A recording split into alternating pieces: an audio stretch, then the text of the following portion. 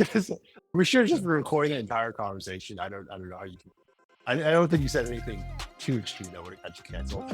I don't know. We should be live though, so I don't know if I would get canceled or not. There we go. We did it.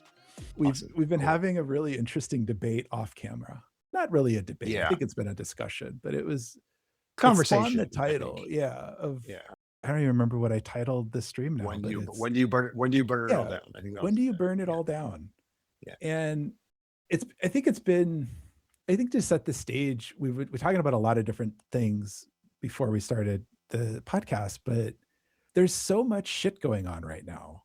People are getting laid off. There's wars. Like everything seems like it's just not going the way that anybody really wants. Even the people who are supposedly in power are not getting their way either. Nobody seems like they're winning to some extent.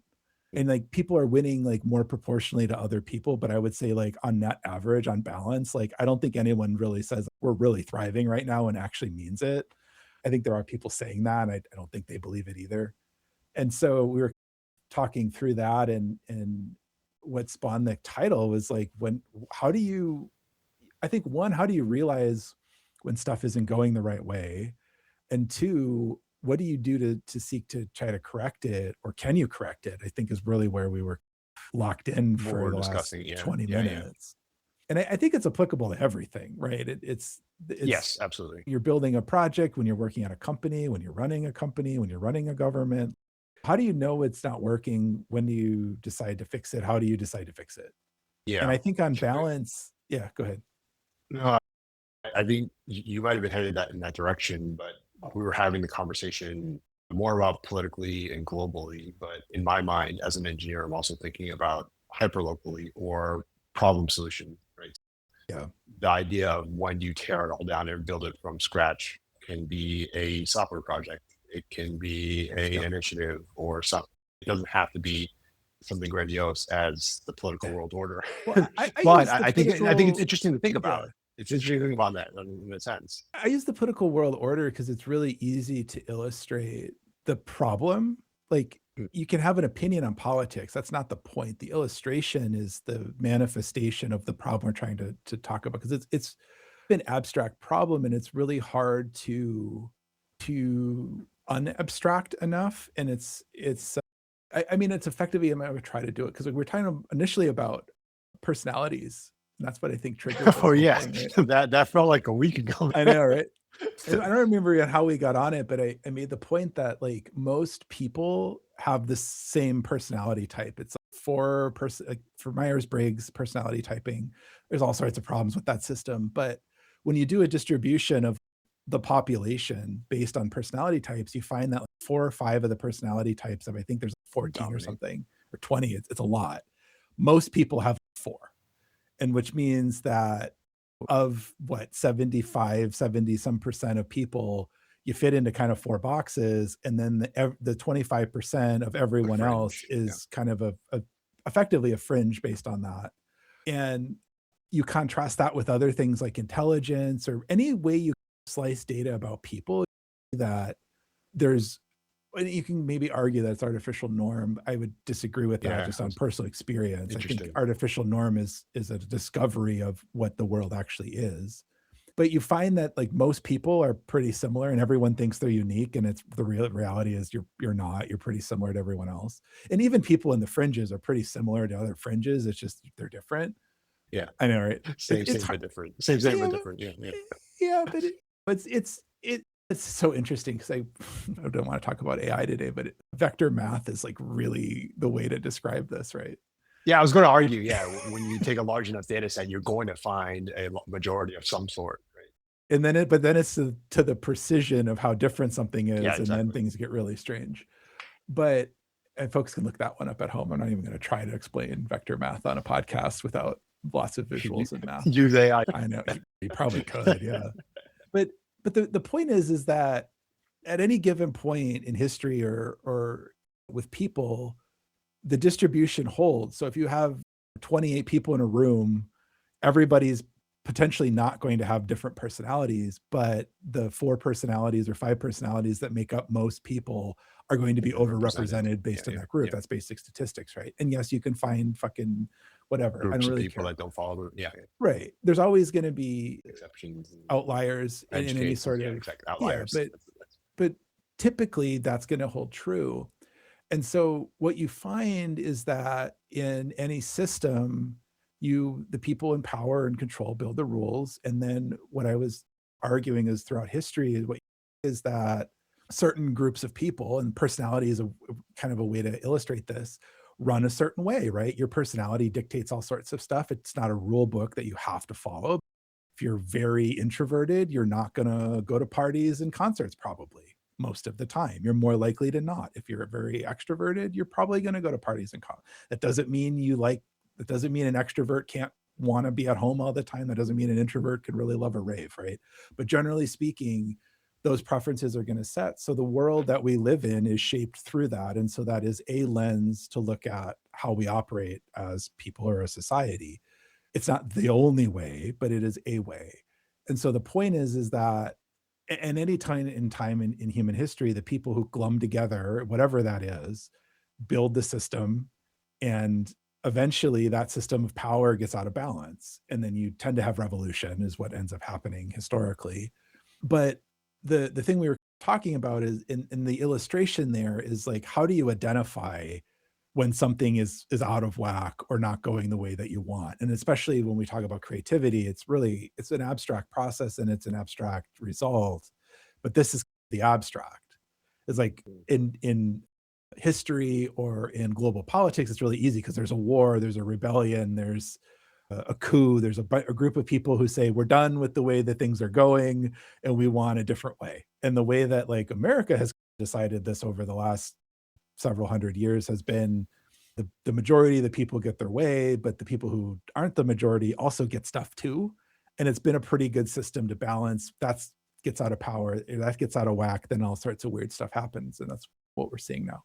And so that's a mediation effect for you might not be able to see what's wrong when it's wrong because it's hard. Mhm. Humans are really bad at slow change recognition. But if you design a system in which is resilient and resistant to a Micro massive changes. Yeah, change or yeah, a yeah. fast change or a drastic change, theoretically everybody in the system makes it better over time and you keep putting along versus having the company collapse or your art project fail or your software blow up or something. So I think like the the slow moving change or the wrong direction over a long period of time is really hard to balance against. We've talked a lot about it on the podcast before where it for me and the thing that I found that works pretty well is that you have to have a really good vision of where you think you're going or where you want to go. Then you have to have measurements or milestones, breakdowns, whatever you want to call them, goals.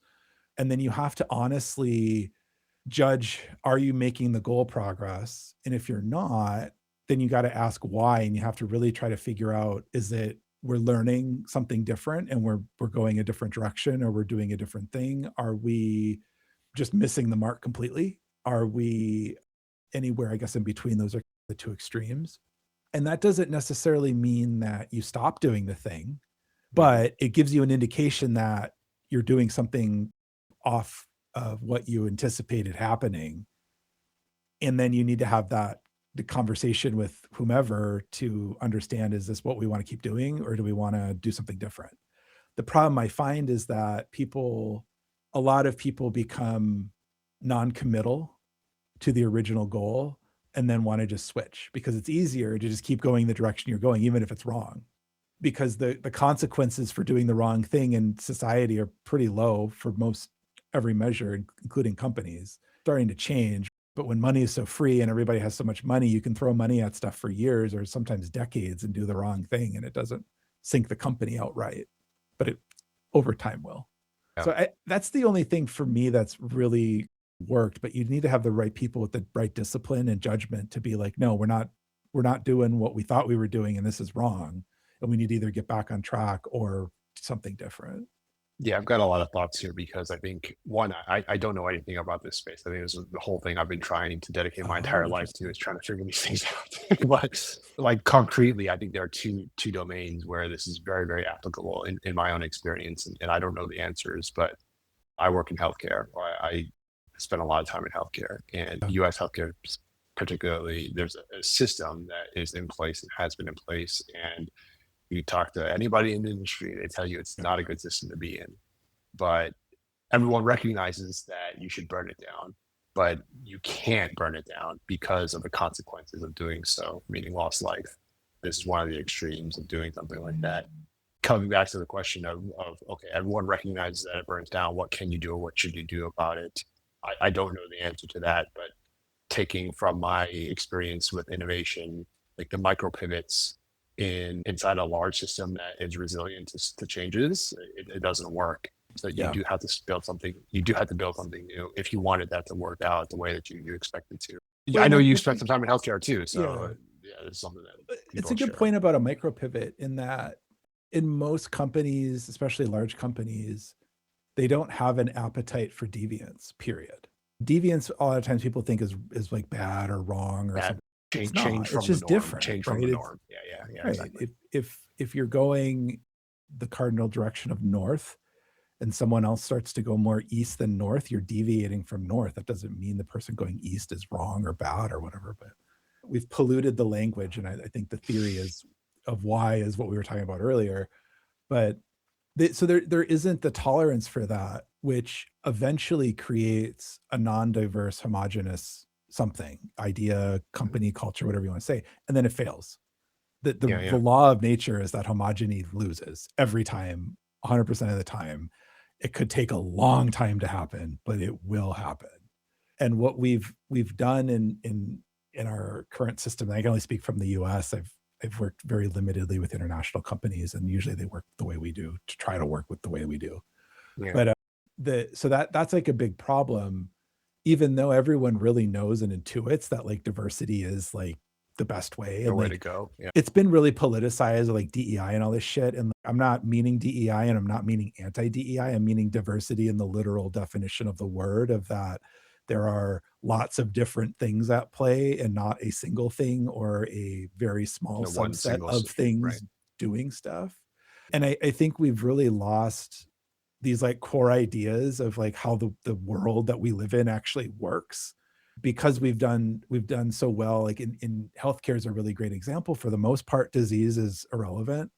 There are some rare diseases people get that we can't treat. There are some types of diseases that are really hard to treat that you don't have a very good prevalence of. But the reality is, like, most people get sick, they go to the doctor, they get better. That wasn't the case 100 years ago. That Yeah. wasn't the case 50 years ago. And so that's pretty remarkable. So most people alive today, dare I say, pretty much anyone alive today in the US, but that hasn't lived in a foreign country, doesn't know any different. And even still, most of the Mhm. people in foreign countries, polio is largely gone in most places, and a lot of measles, a lot of these diseases that have been so catastrophic to humanity, that remind you of, I have 10 kids and 8 of them die, and that's just normal, That's right? the way it was. And now it's like most people don't have any kids, or they have 1 kid and they don't die.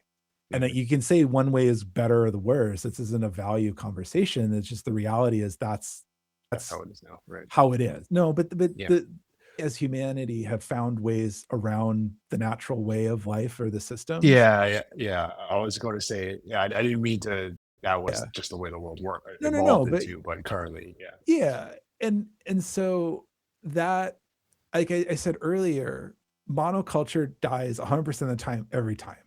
And so one of the ways that we've dealt, or we've made this miraculous society that disease is largely irrelevant, is through antibiotics. So we have this tool and it works super well against most things that make most people sick, like obviously viruses and cancer and genetic deficiencies. Like anyone who's into healthcare, I think, sees where I'm going. I just want to be clear for other folks who not, that antibiotics aren't just this like magic cure-all thing, Mhm. but they've cured a lot of the things that They're magical. generally generally would have done it. Like it used to be like you could die from digging in the dirt. Vaccines and antibiotics are like the two tools that have kept us pretty much healthy.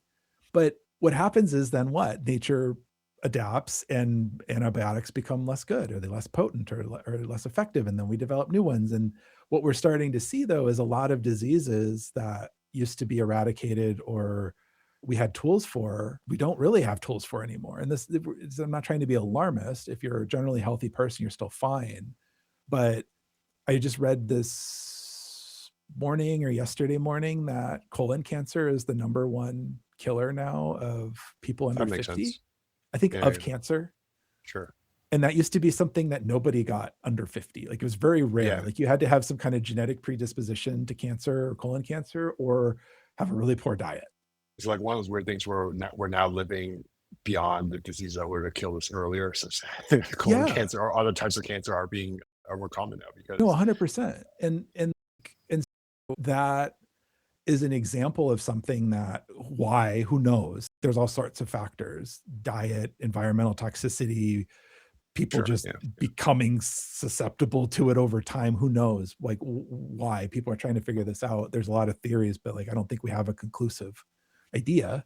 It's bury the lead. It's probably diet and exercise related, but not As most necessarily. things are in health, yeah. Yeah, not Most not things in health are related necessarily to a diet silver and bullet. exercise. But the other thing we're seeing too is we're seeing like other diseases that we either wouldn't know about because detection is better, so we know about them now Right, earlier, right, right. or people are getting earlier than they normally would have in the historical context are happening. And so my point here is that we've created this really safe system for the most part. It's not perfect, but it's pretty good compared to where we were even 80, 100 years ago. But that has, I think, two effects. One, we forget how the world actually works. We've created kind of a bubble Mm, of safety or simplicity. But then two, we don't want to leave it. okay.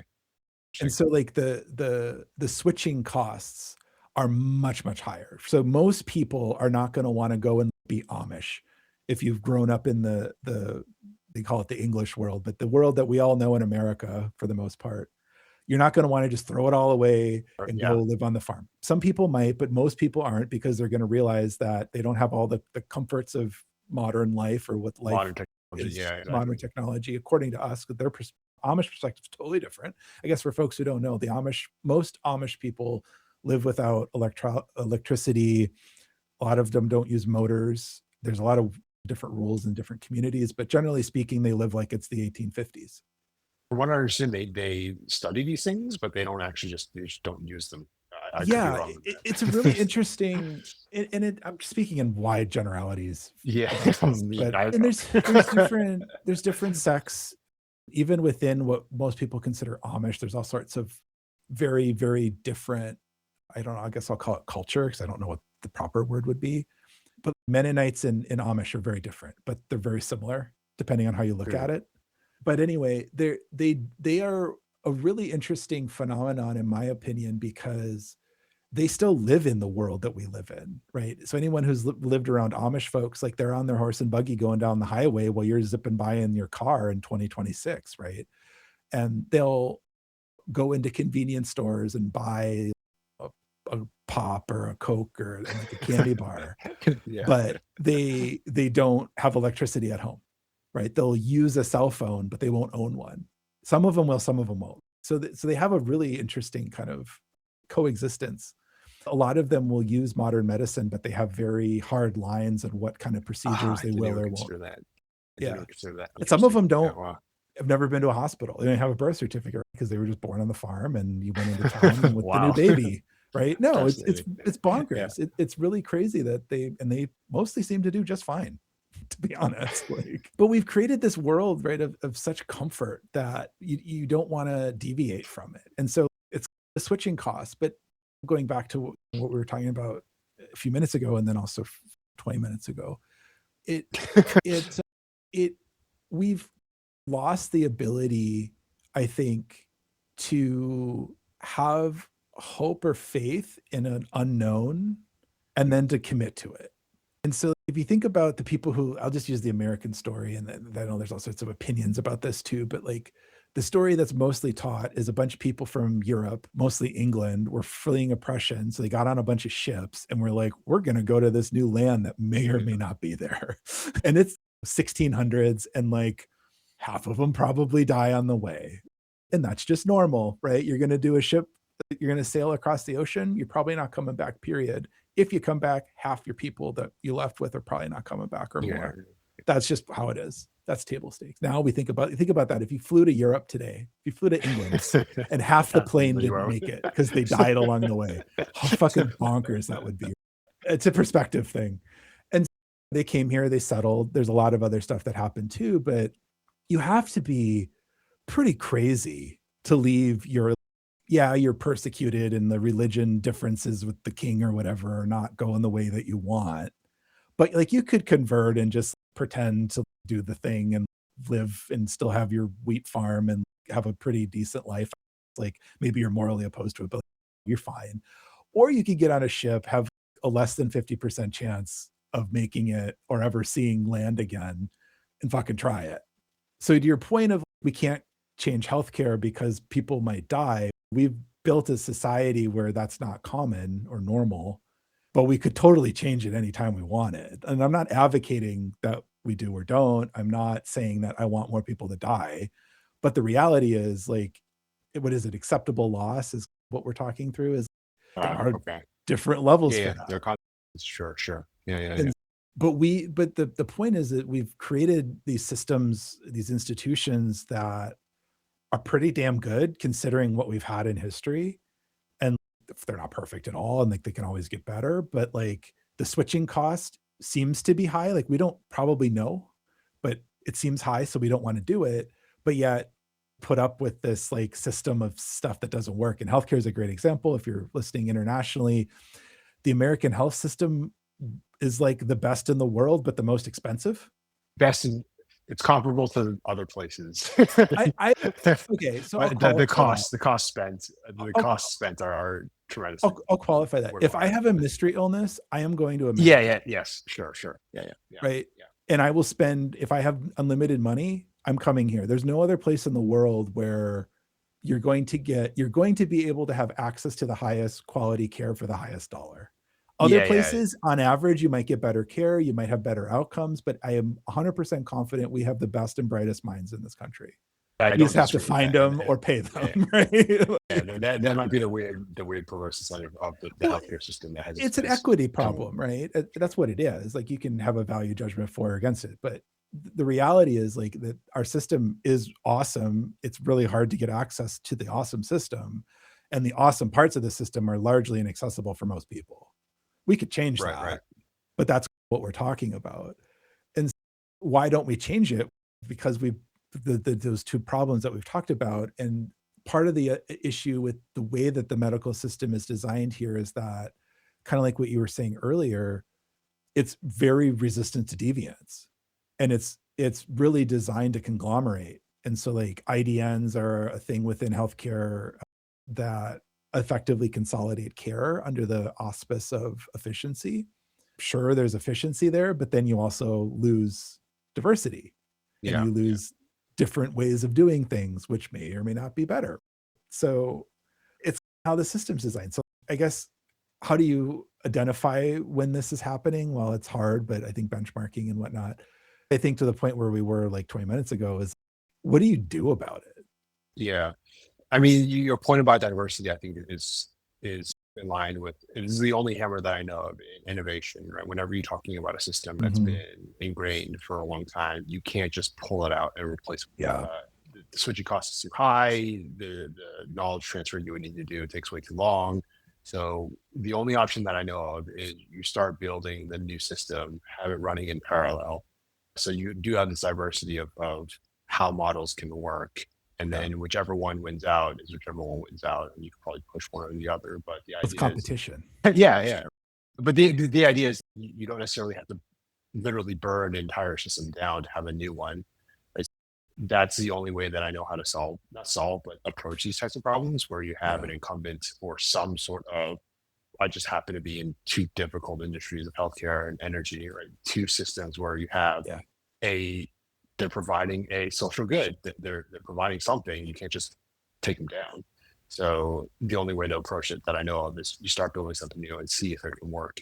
Not necessarily in competition with, but maybe in conjunction with, or some sort of way to There's a make fascinating idea movements. of co-petition. Oh, Co-petition, not interesting. competition, co-petition. Yeah, Yeah. Interesting. Okay, I hadn't thought of it Yeah. that way before. So But effectively, that's like capitalism, right? Where you just have capitalism okay. completely competitive.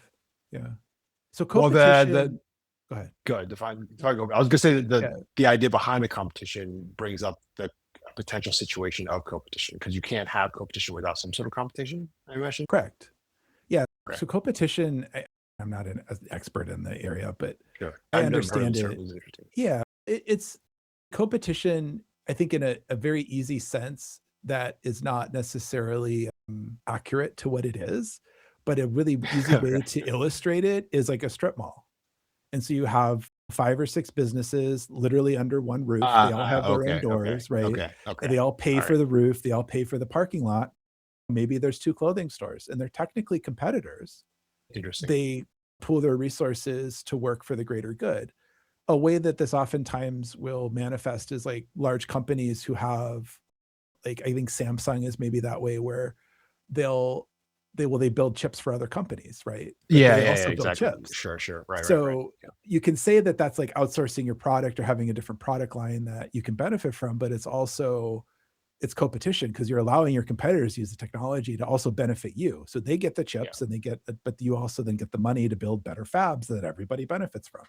So that's a way to do the system too, where you don't necessarily have to have diametrically opposed or competitive environments. But I I think the problem I have with the idea of running multiple things is, one, it's a resource constraint, either Sure. financially or just time and energy and people. But two, what if the system you're trying to change is inherently antagonistic against that and it's actively seeking Yeah. out? You can argue that in the U.S. healthcare system, there are probably some people in there that are those are semi-recent incidents that kind of brought this to attention, but there are some maybe not morally aligned players in the space that want to keep the status quo for particular reasons. Yeah, it's the Um, insurance companies. I didn't want to say not right, but sure. For folks at home, you don't have to take my word for it, but always follow the money. Who is making the most money on it? It's Yes. the insurance Yeah. companies. I think that's always true. It always comes down to That's why it's the broken. bottom dollar, right? Yeah. I'm not saying hospitals are perfect, I'm not saying providers and healthcare workers are, but I will say that, and we've both worked in healthcare. I've worked with hundreds of hospitals in my career. I will say that in 100% of cases, most people working in the hospital are doing the best job they absolutely possibly can. Yeah. Yeah. Management, maybe not. And then the insurance companies, most of them know. They're just trying to make money. It's pretty strange. The I just want to be really clear, like the people in the system, in at least healthcare, are trying to do the best. And Yeah. it's That's a good point. a lot of them burn out for this reason, that they want to just treat people and they want to treat them the best way they can. And then someone tells them they can't, or someone tells them that this way would be cheaper and maybe it's not Yeah. best for you.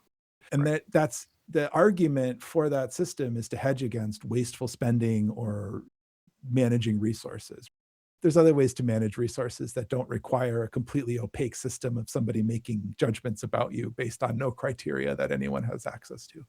But that's the problem, I think, with that methodology of the not burn it down, is that Sure. if the system that you're trying to improve is designed or has become designed to prohibit competition or change or deviance or divergence, what? Yeah. I don't have an So answer. yeah, interesting enough. Clear. I might have a pathway towards because we were talking about Yeah, this not recorded, but yeah, we were talking about market forces and how market yeah. forces have a tremendous power over certain types of things. Yep. I think at least again, I'm drawing from my own experience here, but in the realms of healthcare and energy, you have people who want to reap the benefits of a good healthcare system or having access to energy. Yeah. Right. So those types of market forces, if you have a system that is not providing the best quality of care or not providing stable, consistent energy, then the people have a voice. They can choose the other option, which yes, Yeah. maybe costs more, but at least they're getting Unless they the can't. thing with it. Unless they can't, exactly. You actually nailed it. You hit you hit it right on the nose for what I'm trying Yeah. to figure out right now is unless they can't. With energy, so that's interesting because energy is a little weird because it is a granted monopoly. for the most part in most places. No, it is. Right? Yeah. Understood too. I thought it's widely something that it It is. was understood, but again, kind of like we were talking about with healthcare and how it's not normal to have half your family die from drinking water. And I'm not even joking. I guess I have a hard time. Like, I'm not trying to explain things to levels that I think this is absurd to even say that, but I have more and more conversations with people where they have no idea what What are you talking history about? was like 50 years ago, let alone 200. But that's the point, that with the monopoly is that I don't think most people do realize the utility company is a monopoly. I don't think most people Oh, even I know what see a what you mean. monopoly Okay. is. Okay. And so when you say a legally granted monopoly, yeah, they are, but I don't think people realize that anymore. What that And means. Sure. Okay. right. And so what that means is that we've decided that one company should have the full rights to a thing, in this case, power. So The they get industry. to Yeah. own the lines, they get to own the generation, they get the whole thing, because vertically integrating something isn't typically cost efficient. What ends up happening in a monopoly is that you get a verticalization, and then there is no pressure to innovate or get better, and then you have Cuba, right? That is completely Yeah, correct. and for Yeah. people who have no idea what Cuba is, it's an island off the coast of Florida in the United, but but Cuba's a really so Cuba's kind of fucked up for a few different reasons, but Of we have a course. huge power problem. Now, this is actually relates, and I can tie it together. It's really easy, but people probably don't have any idea about Cuba. So Cuba, everything is owned by the government. It's kind of social communism, whatever you want to call it. But the 80% of the island, I think, is generated under one power company, Mm. and they have not invested in any infrastructure for basically 70 years.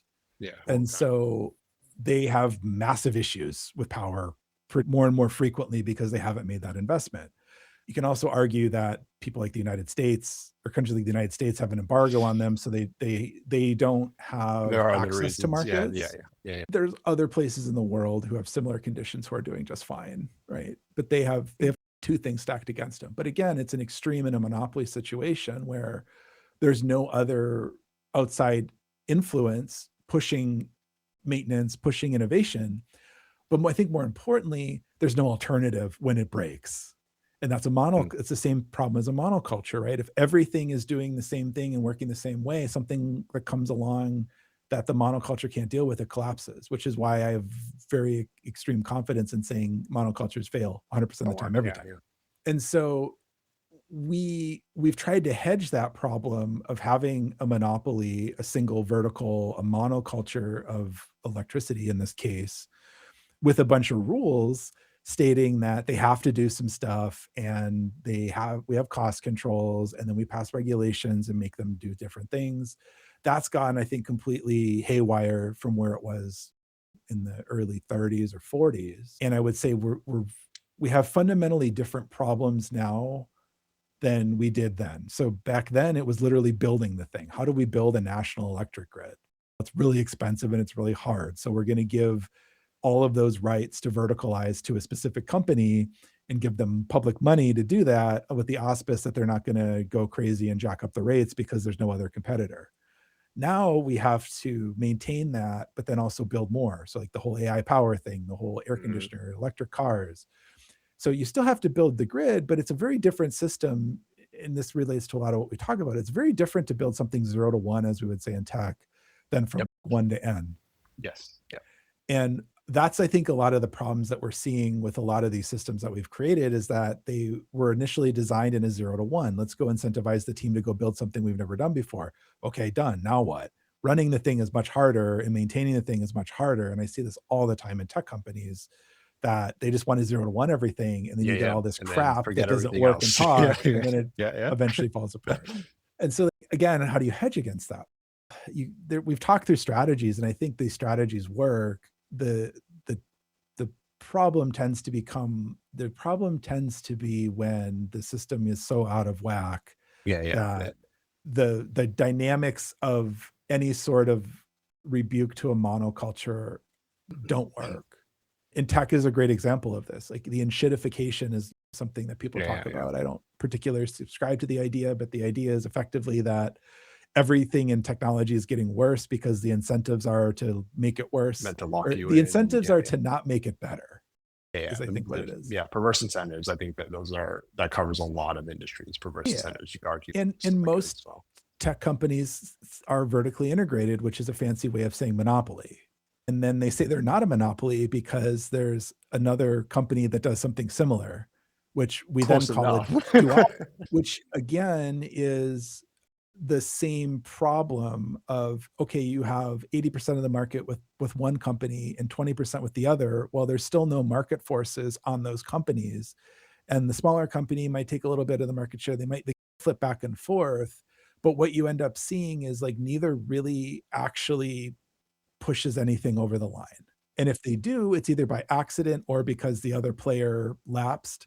And a really easy way for technology people to understand this is Intel and AMD, right?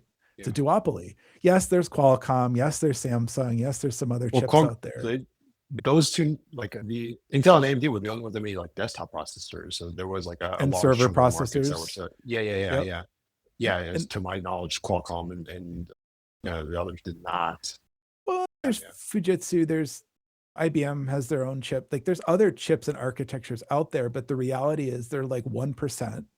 And it was AMD and Intel I doing didn't even desktops. realize. Yeah, Yeah. yeah, yeah. And even like phones for a while. And then everybody started going to ARM with Qualcomm. But the things that the phones ran on, the servers, were all AMD or Intel.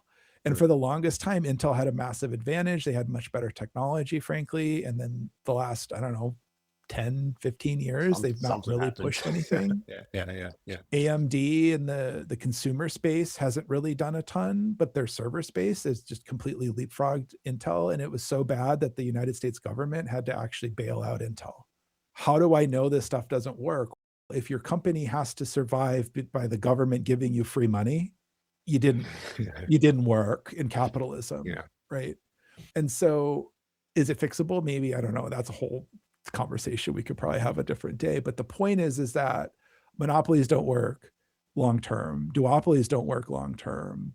When those systems become so anti-diversity or anti-deviation that there isn't the ability to even compete, then you get at what we have in our society, frankly. I don't know how else to say it. Sorry, folks, but like the only way to really, and if you look at the history of how we got here, it's what we've been talking about. We have all sorts of people with crazy ideas doing shit and it works.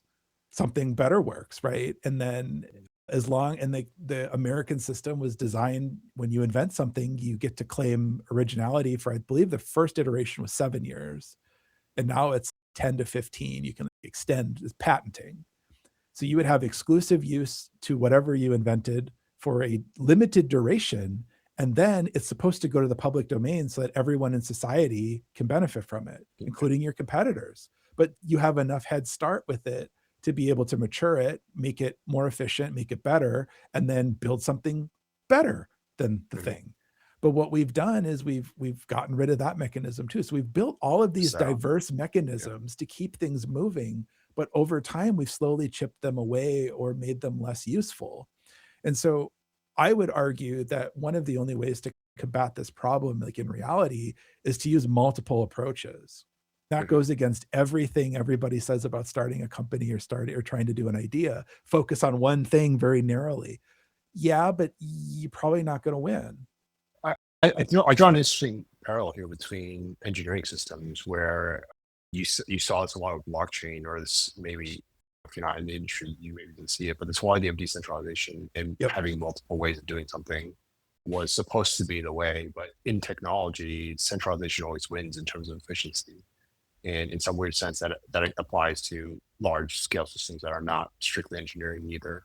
Yep. But I think Well, we're at a tipping point where we need to or break out yeah, the it's a law of verticalization. nature, right? Yeah, yeah. It's and I think Bundling and humans are unbundling. very, Right. yeah, humans are great at Yeah. this, right? We exploit the monoculture, we exploit the monopoly, like wheat, corn, rice, like Yeah. the Exploration and monocrops, exploitation. Yeah. Yeah. right? And we wouldn't be here without them. But the reality is, I forget what it. There was an amazing documentary I watched on food, and in America, I think we grow like basically 3 types of corn en masse, I wouldn't be surprised if it were just right? one or two. If I do alternative corn. It's basically two, and I'm sure Yeah. somebody in agriculture is going to yell at me, but it's the field corn that you see. That's the corn everybody by the side of the road, everyone Imagines kind of when they see, associates with corn. That mostly goes to feeding animals and then burning as ethanol, which is a terrible use of anything. And then there's the corn that we eat, you get in the grocery store, or you get in a meal or something like that. And then there's some other stuff, but it's mostly fringe. But I was watching this food documentary, and modern corn as we know it originated in Central America for the most part, and to some extent South America. But the Mexican, or what is now Mexico, Mexican culture, had over 1,000 varietals of corn.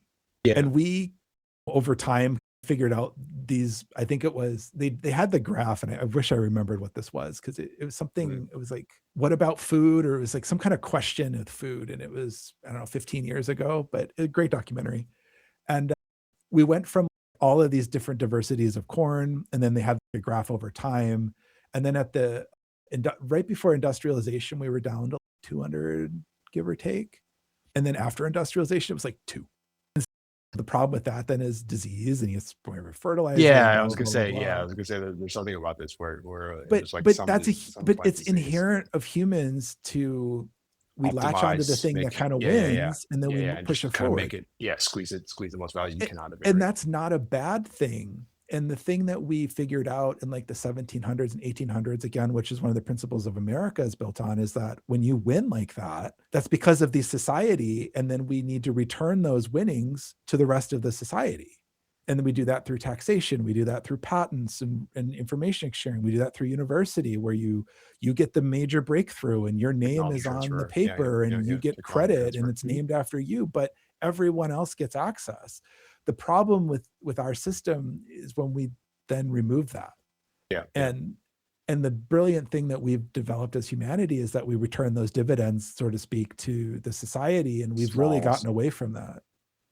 And so like part of this is a PSA for folks, I think, in that we can always change how we do shit. And like we as a society, like I think this is a massive structural problem with America specifically, because that's where I'm at. But I also see like the rest of the world, frankly, is having the same struggle.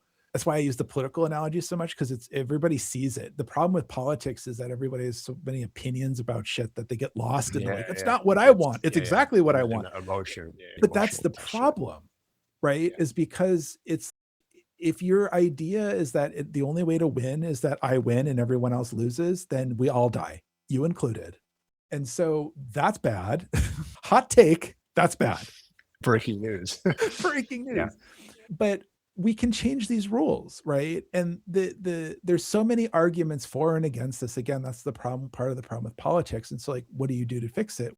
You change the language, you change the rules, you change the analogy and I don't particularly like that. I think we just need to spit facts to people at this point, because we have never lived at a time history where you can get the information, you can understand the history, you can read the history, you can do whatever you want. I mean, and find it. But facts don't change minds, stories change minds, emotions change minds. We know that as science communicators, right? The reason of that is what we were talking about before we hit record. Yeah. And there's a solution to that. But I am of the weird belief now, it seems like, that knowledge is power and knowledge will change hearts and minds, and that a better idea. Unfortunately, you are in the minority, I think. I know, right? That a better idea beats out a worse idea. And unfortunately, that system does only work when it's not a winner take all. But that's my approach on this. But I think that people need the facts, people need the truth, and we can change it. We can change anything we want. We can't change physics. It's about it. The only thing we can't really change is physics. Everything else, but we have to want to do it. And again, going back to what we were talking about way earlier in the stream, is that it's become so comfortable that people are it's like the Titanic going down. I imagine there were a lot of people on the unsinkable ship who were like, I'm staying on the unsinkable ship. It's insane. Why would it sink? It's unsinkable.